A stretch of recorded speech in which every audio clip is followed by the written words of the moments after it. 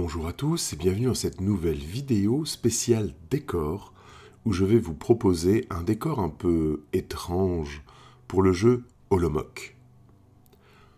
Holomoc est un jeu de figurines d'escarmouche, on va jouer 3 figurines par joueur sur une surface de 40 cm de côté, donc on va avoir besoin de décors assez petits. C'est un jeu édité par Oxycat Games et qui est une déclinaison en figurines du jeu de rôle Nock. L'univers de Nock est extrêmement riche, extrêmement développé, et il y a un point qui m'a intéressé vraiment beaucoup, que j'ai voulu retranscrire dans ce décor, c'est le fiel. Le fiel est une matière noire, visqueuse, corruptrice, qui vient de l'artefact qui recouvre entièrement la Terre et qui apporte cette espèce de nuit perpétuelle. Et l'artefact crée des anomalies physiques. Du coup, j'ai décidé d'avoir un petit élément de décor qui serait une anomalie gravitationnelle avec une sorte de puits de fiel qui coulerait dans les deux directions à la fois. C'est un petit élément de décor, comme on le voit, il fait, je crois, c'est 10 cm de côté, mais qui va permettre d'agrémenter une table et de donner beaucoup de personnalité. On a fait un concours de décor avec l'auteur de Nock et Oxycat Games, et c'est vrai que dans la première vidéo de présentation de l'univers et pour donner des pistes sur les décors, le fiel y était très présent. Et on a vu dans les participations que vous aviez adoré ce principe de fiel, et il était présent dans beaucoup de représentations. C'est vrai que ce côté corrupteur est vraiment très important dans la narration de cet univers, et je pense qu'il y a des choses qui sortent un peu de l'ordinaire qu'on va pouvoir faire avec ce fiel. Évidemment, ce décor est fait spécifiquement pour Holomoc, mais vous pouvez utiliser les mêmes techniques pour faire autre chose.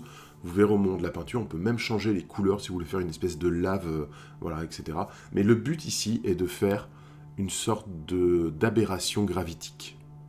Allez, c'est parti.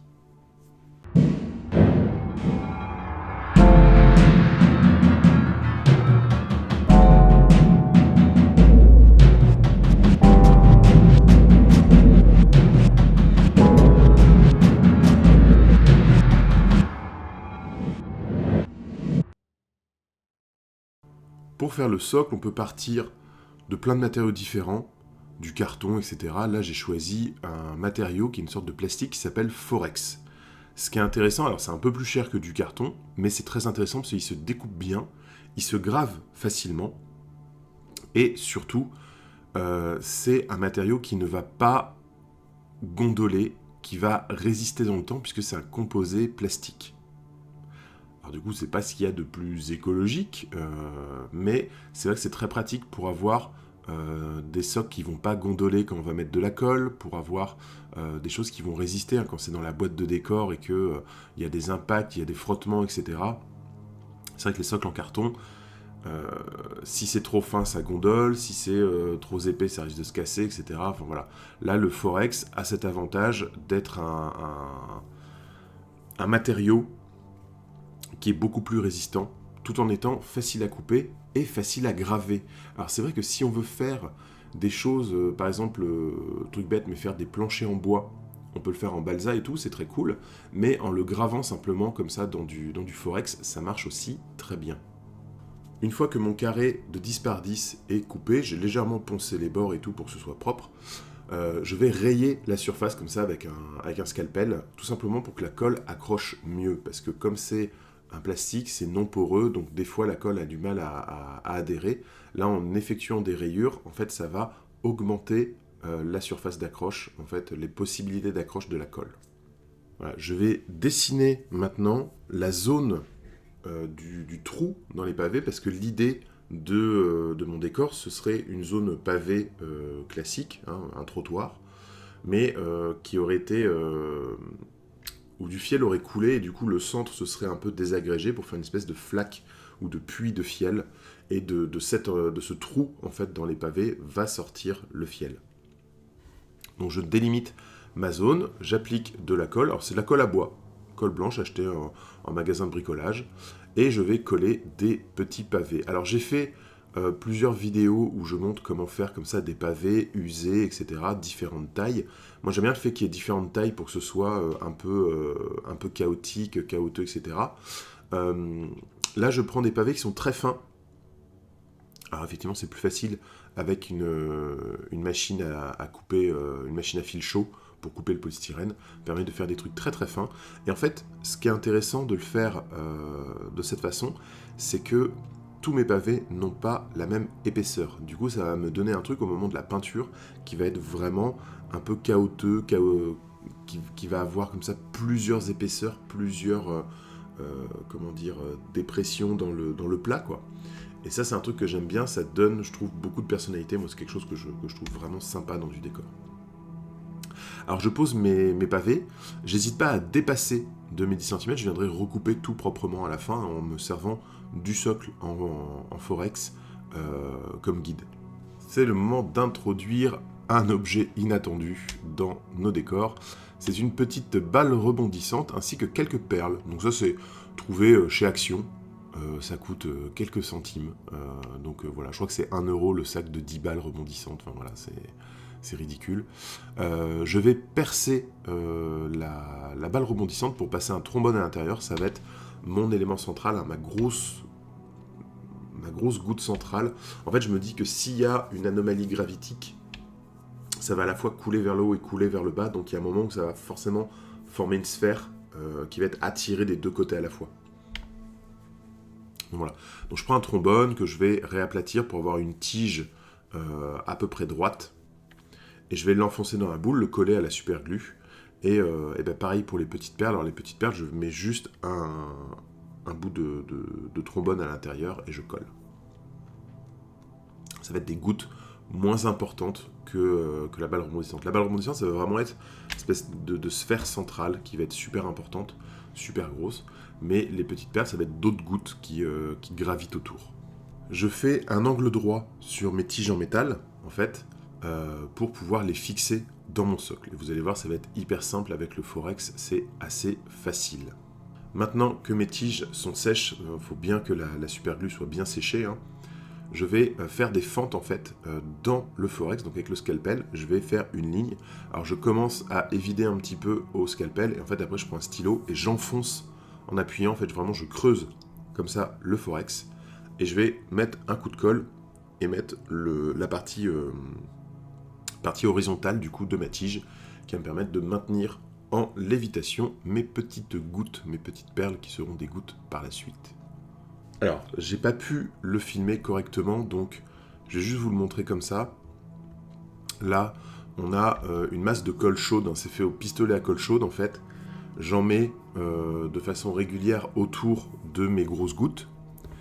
Et une fois que c'est sec, je vais en mettre dessus pour le laisser couler et avoir vraiment ces coulures et tout, machin. On va essayer de réfléchir comme de la cire. Et j'en fais plusieurs épaisseurs en attendant qu'à chaque fois la colle refroidisse et on va devoir enlever tous les petits filaments, les trucs comme ça et tout. Alors malheureusement, le moment où, en fait, entre l'appareil photo, le décor qui est qui est en lévitation, donc un peu surélevé, le pistolet à colle, les mouvements à faire, etc. En fait, ça rendait rien du tout à la caméra, donc je vous montre juste le résultat fini.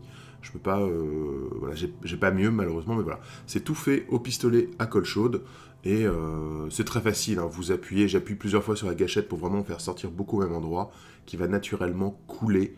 Et selon comment vous le tenez, dans quelle direction vous tenez votre objet pendant que ça refroidit, ça va créer voilà, des coulures dans la direction que vous avez choisie. Ensuite, on va prendre une petite tige de grappe plastique qu'on va chauffer au briquet. Alors, aérez bien la pièce, ne respirez pas les vapeurs de ça. Je chauffe un petit peu. Là, j'ai pas chauffé assez. Donc, je chauffe un petit peu mon plastique jusqu'à ce qu'il commence voilà, à se tordre de lui-même.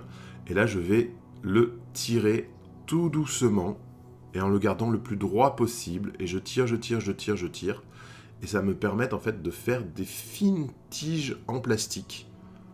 Voilà. Donc je tire, il y a un moment où vous allez sentir ça résiste, ça commence déjà à refroidir.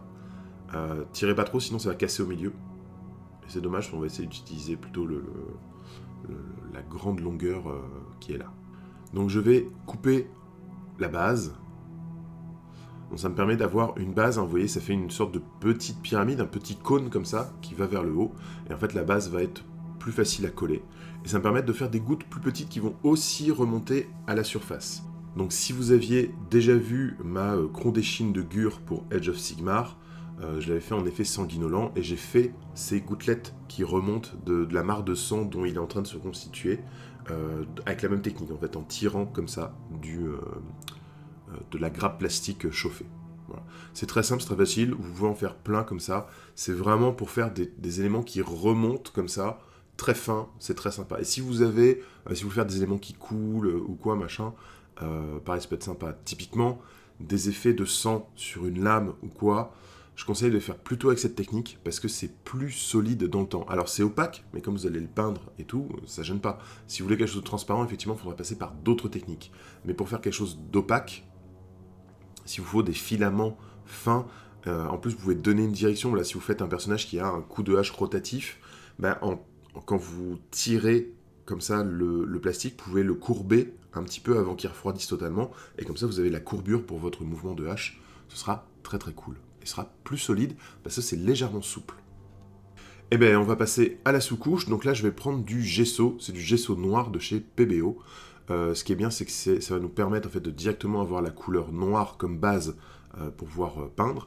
Et surtout, le gesso a un effet protection, ce qui fait que sur le polystyrène, ça va nous aider, notamment si on veut passer un coup de bombe. Le solvant de la bombe ne va pas venir ronger le polystyrène parce qu'il est protégé par le gesso.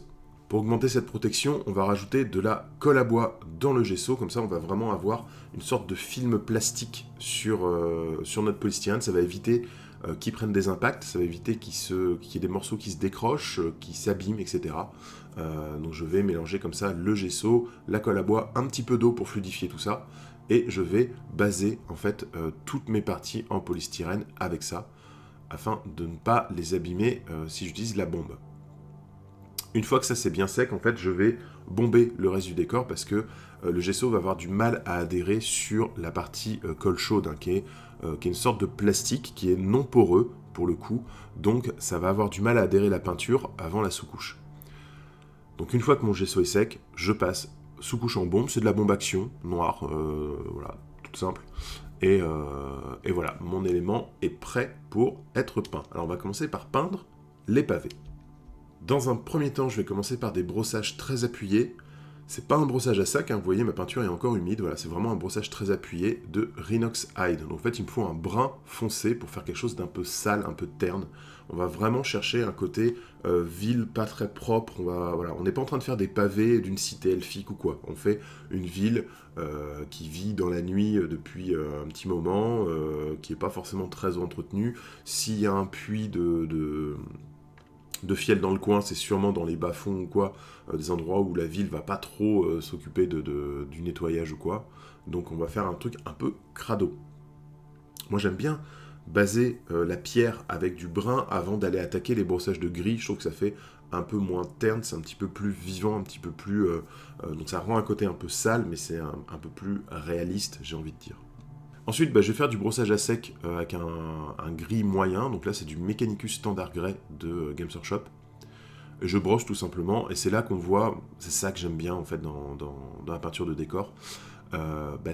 Toutes les textures, le texture des briques en polystyrène qui ont été abîmées avec la technique de la boîte avec les cailloux, le fait qu'ils aient plusieurs auteurs et tout machin, là ça ressort très bien avec le premier brossage.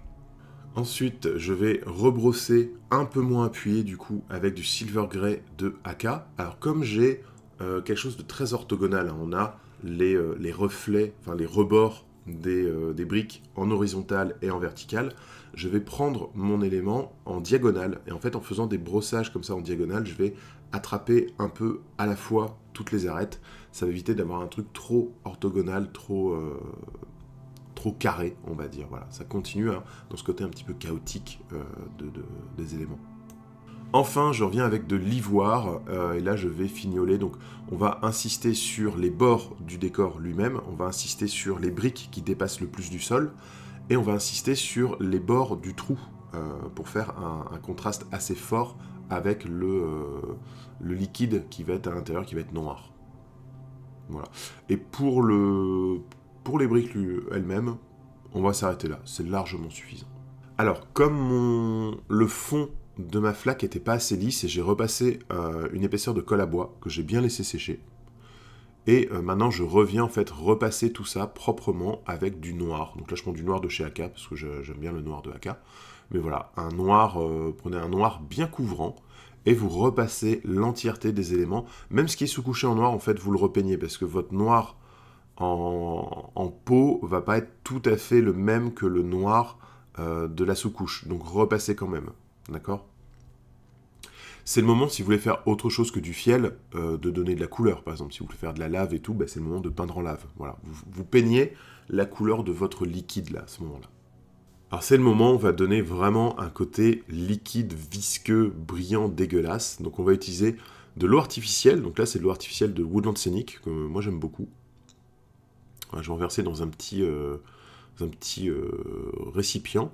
Et je vais utiliser une pipette, puisqu'en fait, je vais aller poser comme ça cette eau artificielle, la faire goûter sur les aimants de la flaque. Donc ça va naturellement couler, recouvrir tout ça.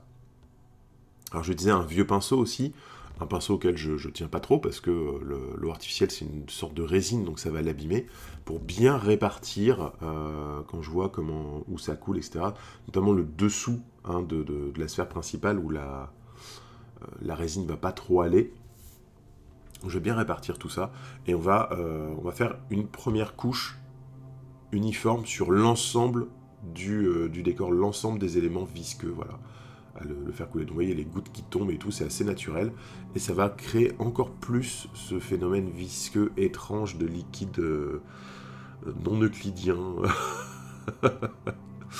de choses vraiment bizarres.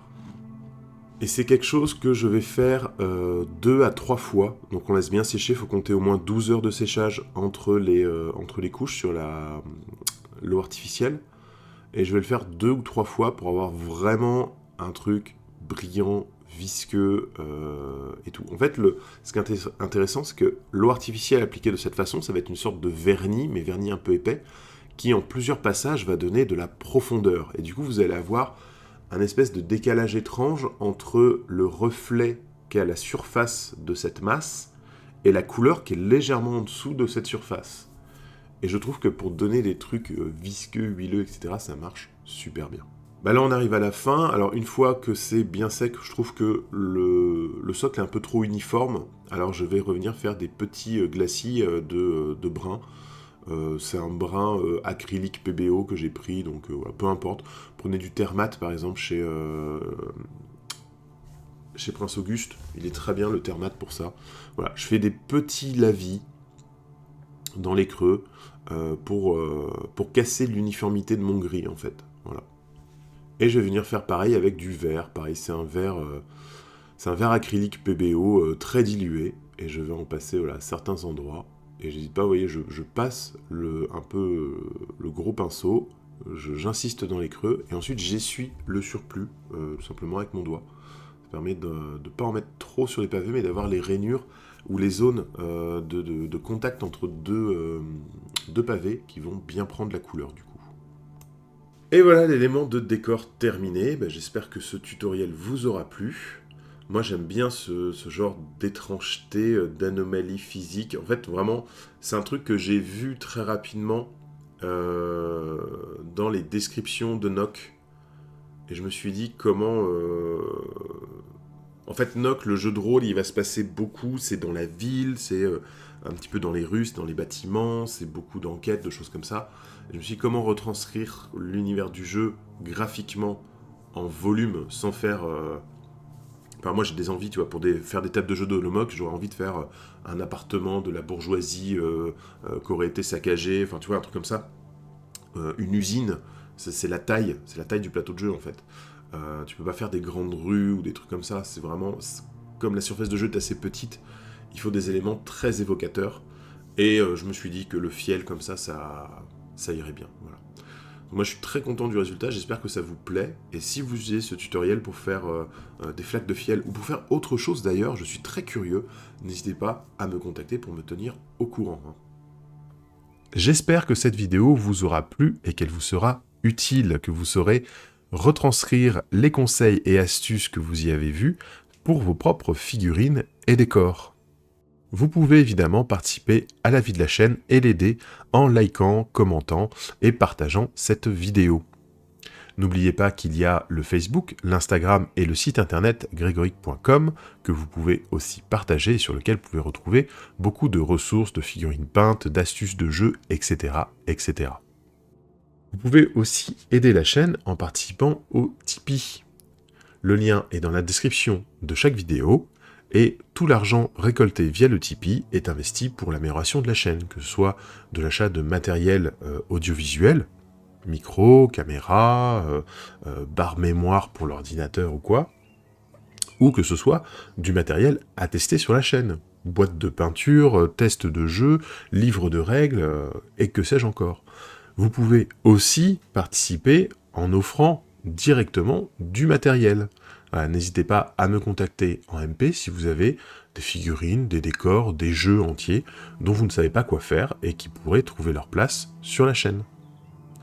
Je remercie tous les participants du Tipeee qui me suivent déjà depuis pas mal d'années maintenant, et surtout les participants dont les noms sont en train de défiler, qui m'ont aidé à acheter un nouvel ordinateur dans le cadre d'une cagnotte sur Tipeee.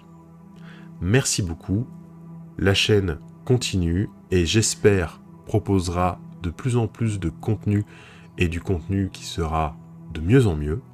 Tout ça, c'est grâce à vous. Pour plus de contenu, et du contenu exclusif ou du contenu en avance, vous pouvez aussi vous abonner au Patreon. Selon le niveau de Patreon choisi, vous aurez accès à des vidéos en avance. Les tutos qui sortent hebdomadairement sur YouTube sont d'abord présentés sur le Patreon. Vous avez aussi accès à des vidéos exclusives. Il y a une nouvelle vidéo chaque mois et vous avez accès à toutes les vidéos déjà sorties. Et selon le niveau que vous avez choisi, vous avez aussi accès à des fiches techniques, des fiches pratiques qui peuvent résumer une couleur, comment la traiter, quelles peaux, quelles marques sont sympas à utiliser, et quelques petites références sur du matériel ou des glossaires techniques, des choses comme ça. Voilà. J'espère que vous aimez ce qui se passe sur la chaîne, que vous aimez ce qui se passe sur les réseaux, et je vous invite à nous retrouver très bientôt pour de nouvelles vidéos. Bisous, bye bye.